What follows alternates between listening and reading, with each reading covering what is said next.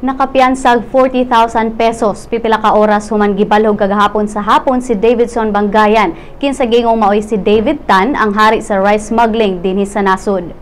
Gidakop si Bangayan sa kasong Anti-Electricity and Electric Transmission Lines o Materials Pilferage Act of 1994. Nibiya ang negosyante sa NBI alas 5 sa hapon. Samtang ato sa hearing kagahapon sa Senado, hugot sab nga gibutyag ni Davao City Mayor Rodrigo Duterte nga usara ka tawo si Davidson Bangayan ug David Tan. Gani nisulti kini nga kung mag-smuggle si Bangayan sa iyang syudad, iya kining patyon. Problem, Your Honor, is that I am with the local government and the Bureau of Customs and other national agencies at distant stars from us.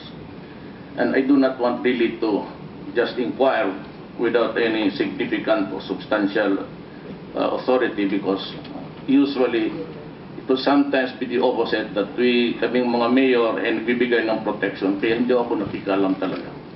But because of the request of the Commissioner Henares, nagtatanong-tanong ako. And indeed, maraming smuggling sa Davao. So I met with the intelligence community. Kasi ang lumalabas doon sa investigation is David Tan.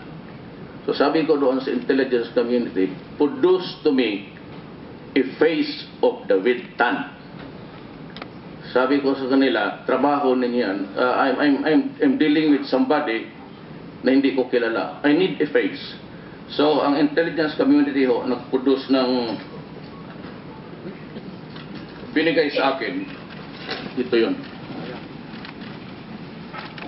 Which, you furnish us a copy of the face? Gladly. And siya ba ho yung nakikita nyo ngayon si Mr. Davidson Bangayan, yung face na yun? He's the one portrayed in the picture. Not even similar. I think he's the one. I have no doubt about it. Galing ito ng, I am not a part of the military. And so we have observed that protocol, that kung anong ibigay na sa akin, di ko alam kung sino talaga nag-produce. But I'm sure that I met them in the room at sinabi ko that I have to have something to start. Baski query lang dito, questions doon, kasi kinausap nga ako ni Kim Henares. Dumating ito sa akin, ito yung